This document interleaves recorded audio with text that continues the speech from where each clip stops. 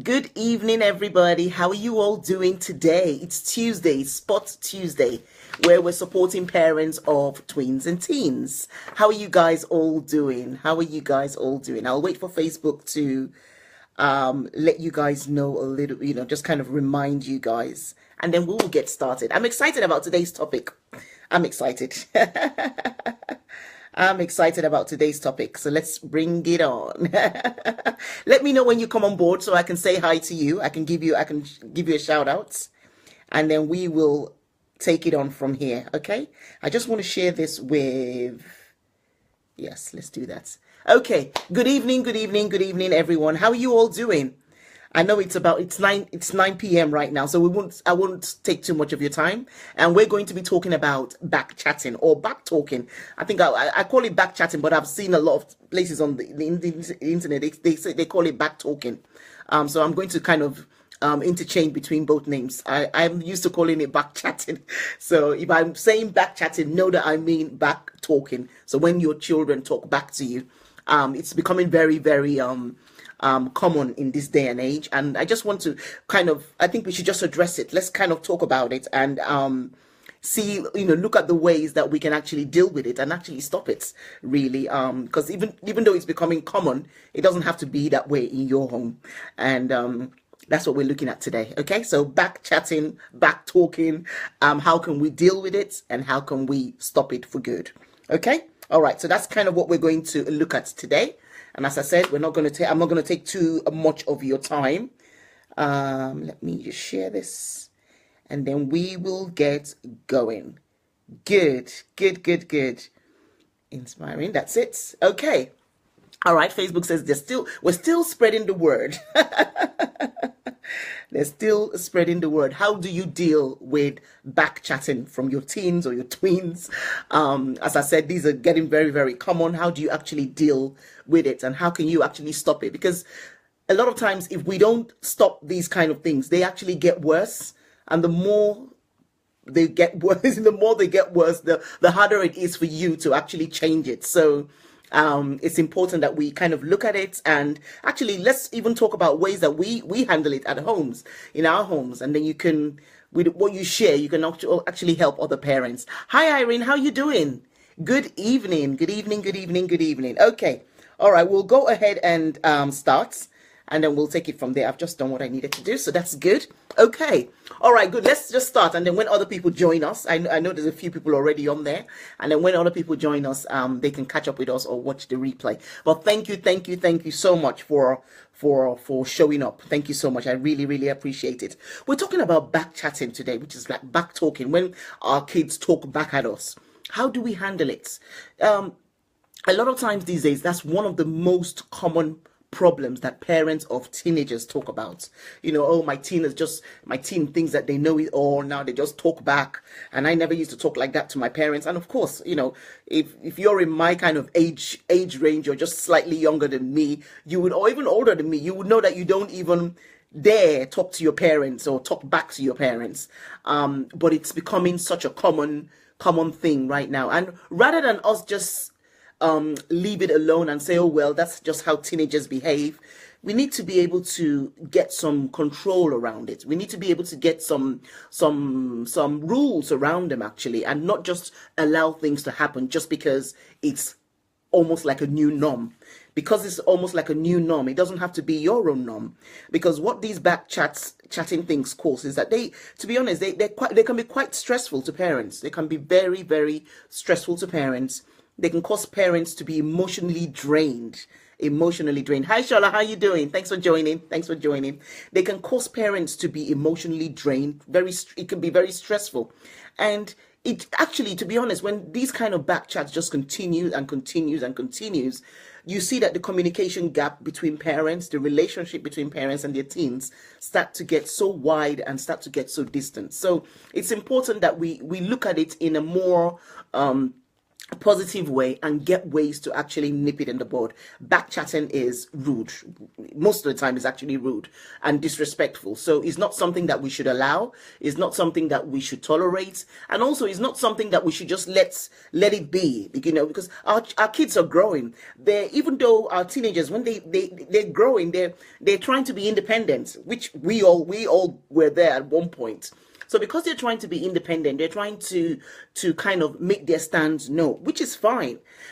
We want our children to be able to stand up for what they believe in. That's the desire for every parent, to make sure that they can stand up for what they believe in. But in standing up for what they believe in, are they crossing the line and being rude and disrespectful? And that's where we come in to actually nip that in the bud, because you want your teenager to be able to stand up for what they believe in when they're out there, but you want them to do it with respect. You want them to do it being polite. You want them to do it, having that stand, having that assertive voice, but doing it with respect. And that's where backchatting comes into play. So I'm going to share, I think I've got about five ways that we can actually nip it in the bud, stop backchatting and nip it in the bud. And if you guys have got your own examples, please share with us. I think I've got 1 or 2 examples that I'm going to share as well, with kind of from what I've done in my own side, because I'm not sure, unless a parent is here that does not have any teenagers, or does not have teenagers that actually backchat sometimes back to them. That would be great. Share with us as well. But yes, it's one of those kind of areas where it affects lots of parents. It's one of the most common complaints that parents of teenagers actually share in surveys and stuff like that. So that's what we're talking about today. So let's just go into the solutions that I have. Okay, avoid when teenagers come to talk back to you. Just avoid arguing back with them.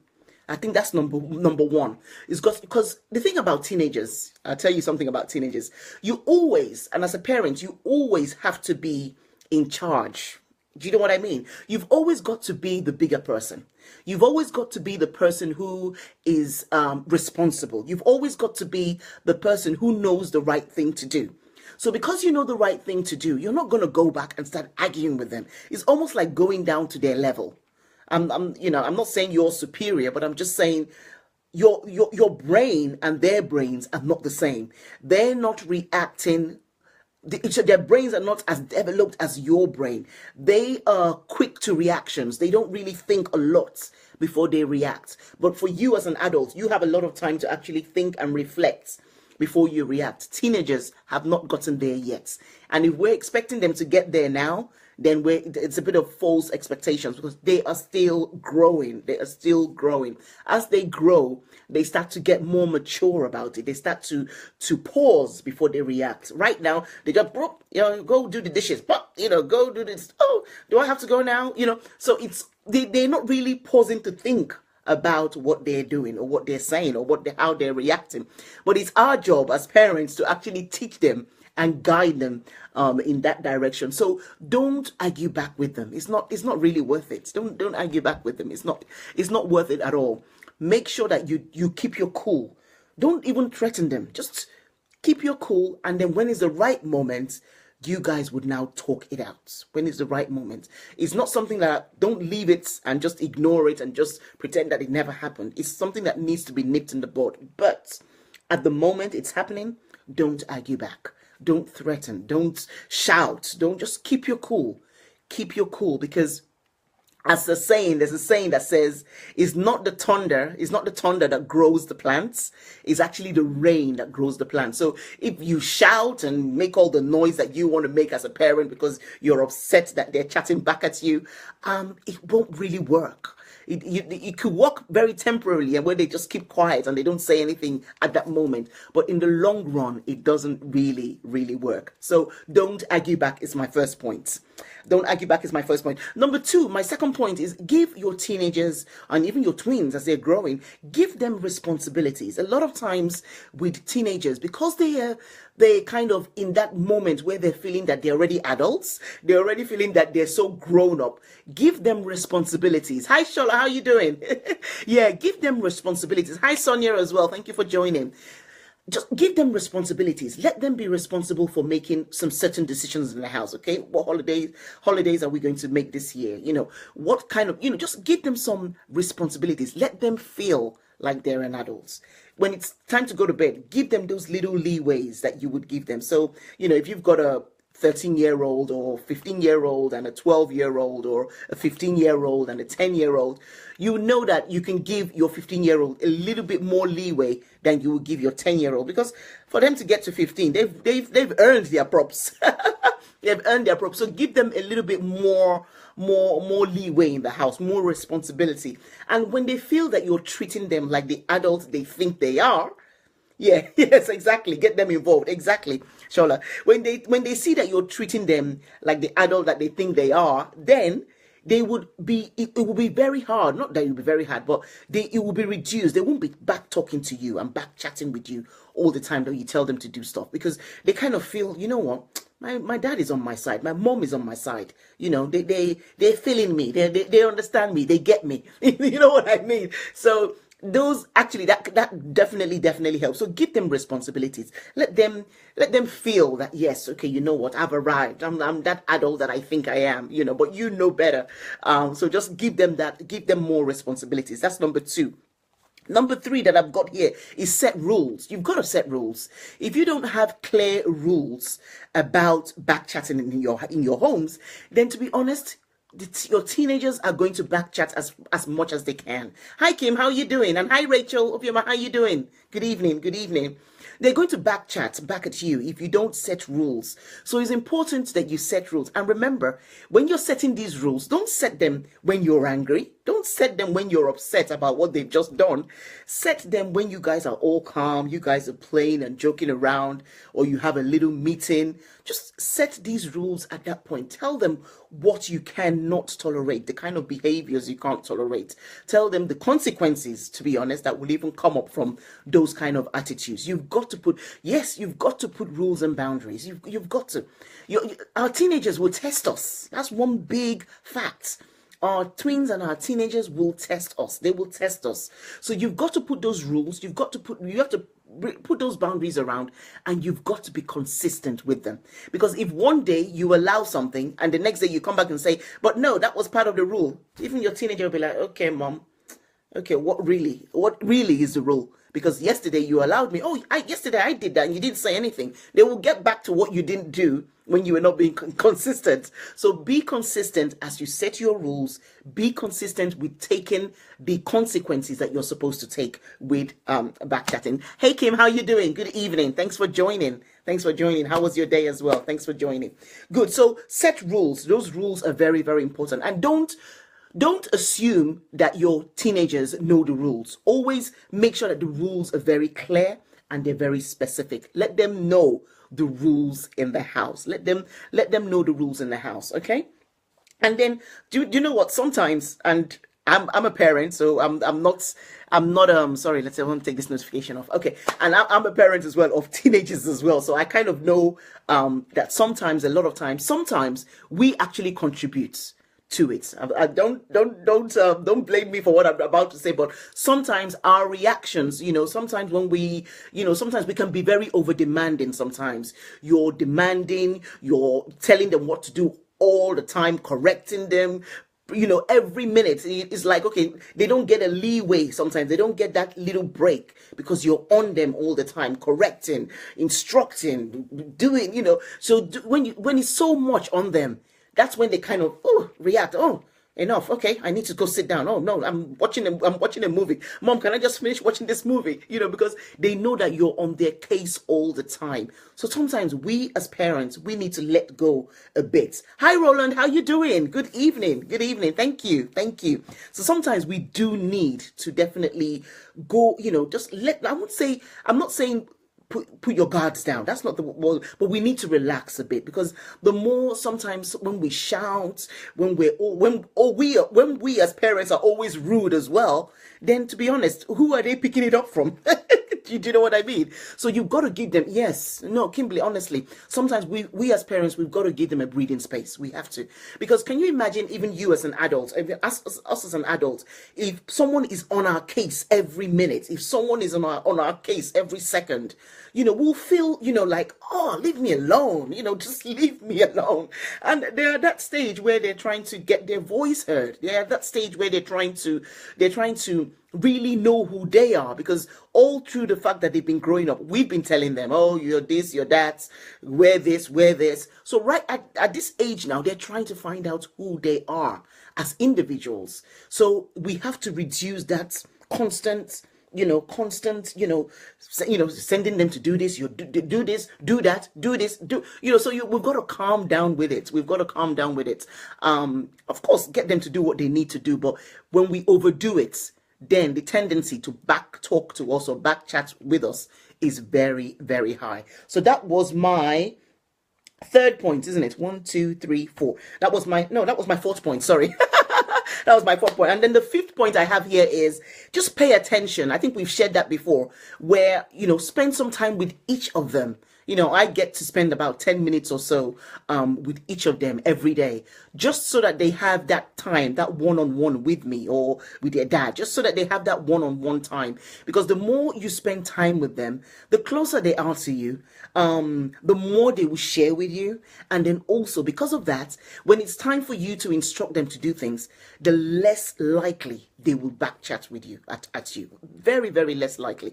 But it's sometimes with this back chatting, is that attention. They're seeking that attention that they really want from you. But if you can give them that attention in a very kind of normal, in a calm environment, a calm way and a calm environment, then the back chatting reduces. I know for me, and we're not saying when you set rules that they will never go away from those rules. They will still test you. They will still test you. I have this little, I won't call it a trick, but this is something that I do very, very often when it happens. So let me give an example of, let me use Kenny as an example. Kenny says I'm always using him as an example. Let me use Kenny as an example. Kenny is 14. So let's say Kenny just tries a bit to back chat at me, and I'm like, okay, Tamara, can you get me the phone? Let me call my mom. Let me call grandma, and let me understand. Let grandma remind me if I had a twin when I was born, because maybe I had a twin brother that was called Kenny. So now he's back chatting at me.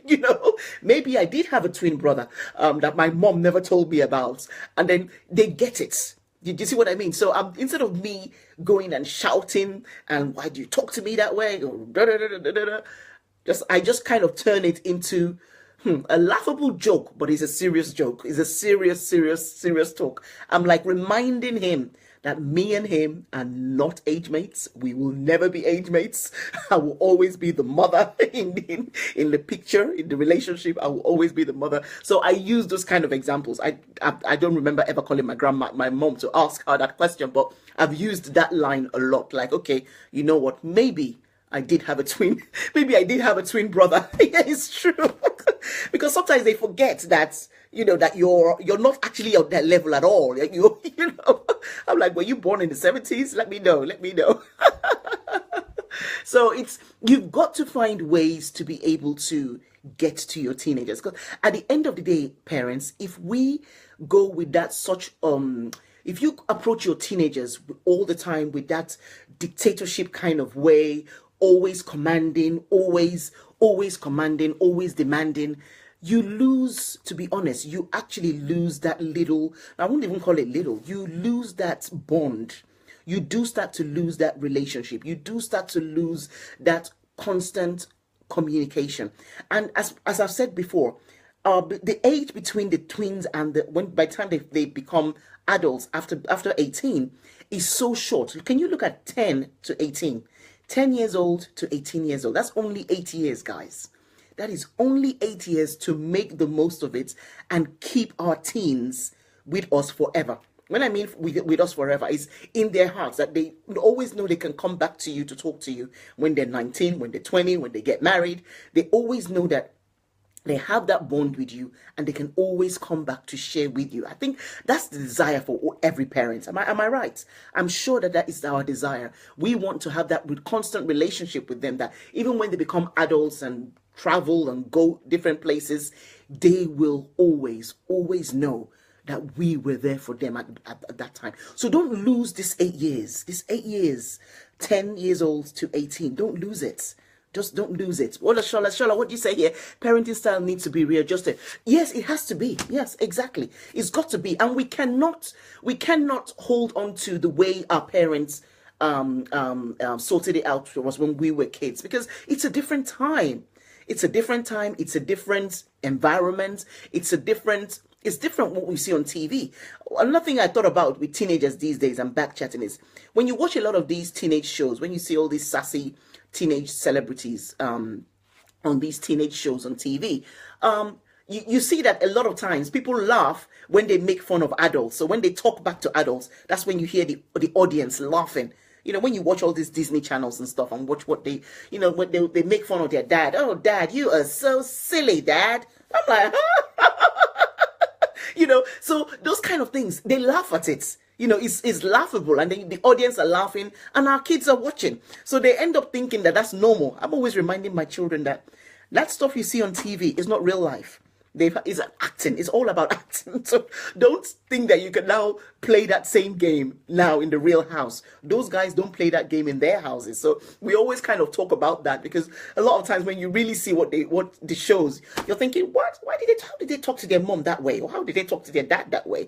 And so these are things that we just need to keep on talking to them, keep on reminding them, because as I said, our teenagers are going to test the waters all the time. They're going to test the waters. But what you must make sure you do as a parent, and I do this as a parent, is don't take it personal, and also don't get stressed about it, because a lot of parents are so stressed about the way their teenagers talk back to them. They're so stressed, they can't handle it. So they can't deal with it in the right way that they need to deal with it. And because they can't deal with it in the right way, the teenagers continue to do it because they know they've gotten away with it. So they continue to do it over and over again. So that's kind of where mine will even joke about it and say this can never happen. Exactly. Because they know, isn't it? They know the rules and the boundaries in the house. But that's the case. That's what it needs to be. Our teenagers need to know that there are rules, that there are boundaries. Our teenagers need to know and trust that we will be consistent with those rules and boundaries. They need to know that, because if they don't know that, if they think that you're not consistent with those rules, then wow, the game is on for them. They're going to test. They're going to keep testing the waters. So that's kind of it for today, guys. We're just talking about backchatting, backtalking from our teens. We deal with them. Let me just summarize the points I gave. You avoid arguing back with them. Hi, Pauline. How you doing? Good. Thank you for joining. And Ify, I saw you as well. Thank you for joining too. So number one is avoid. And Andrea as well. Yes, I saw you. How do you avoid the power struggles? Let's talk about that. Yes, how do you avoid the power struggles? We'll talk about that. So let me just briefly give you the points again. Avoid arguing back. Give your teenagers some more responsibility. Set rules and boundaries. You've got to set rules and boundaries. Hi, how are you doing? How you doing? Good evening. Set rules and boundaries. Sometimes we contribute to the power struggle. And Andrea, I'm coming to answer your question on that as well. Pay attention. You've got to pay attention to your teenagers. Yes, choose your battles. Yes. So Shola is answering to Andrea. Choose your battles wisely. Yes, that's exactly. That is one of the biggest points for this power struggle, trying to this control. Choose your battles wisely. It's not everything that we need to go back at them for, or not only even going back at them for, is not, we don't have to go back to them at that moment. In that heated moment, if you go back to them, then you cannot win. Sometimes we contributed, yes, we do, Jane, yes, honestly. So we've got to know the moment. As I said at the beginning, we are in charge. Let no one get twisted about that. We, the parents, are in charge, but we've got to act like we're in charge, because sometimes we say we're in charge, but we're not acting like we're in charge. If you're going back to their level and say, no, you must do this because I said so. If you don't do this, you lose the battle. You actually lose the battle in that bit. You've got to stay strong. You've got to be the bigger person. And that's what it is. And our teenagers know when you're playing the bigger person, and they will step back. They will step back. But if you go to their level, then they're just going to stay on that level and keep talking back. Okay, Jane, what do you say? My mom taught me that it's important to be a bit unpredictable. They must know that you are the authority. Of course, there's no doubt about that. They have to know at each point that you are the authority, and you can even be, you are still the authority when you watch what they've just said and you just walk away, because you don't have time for that nonsense. You don't have time to go down to their level. So you stay there in that authoritative kind of manner, because authoritative doesn't mean you've got to shout. Authoritative doesn't mean you've got to talk back to them. No, just leave it. They know that silence from you is a big sign. They know that this is not the end. They know. Yep. And don't repeat yourself too much. Exactly. Because sometimes we say, okay, if you don't do this, I'll do this. And we keep saying it over and over again, and we don't really do anything. So it's important that we don't repeat ourselves too much and stay. Yes, ignore the nonsense. It's true. It's so true. It's so true, Jane. Honestly, we've got to. And at the end of the day, we know our intentions with our teenagers is pure. We know that our teenagers are still growing. They don't know it all, even though they think they know it all. They really don't. So it's our duty to be that authoritative person and stand in what we believe is right. Is our duty to do that. So that's kind of all that we have for today on SPOTT Tuesday. I think I shared a post yesterday saying, or just asking which of these videos, because I think we've done this now for 6 weeks now, I think we have. And the intention is actually to kind of put it now in a group. That's kind of the intention. But it's going to be a weekly group. So still SPOTT Tuesday, but just have it in one platform, so that if people want to come back and rewatch one of the videos, they have a specific platform that they can watch the video from, rather than coming to my timeline and scrolling down or searching for SPOTT Tuesday.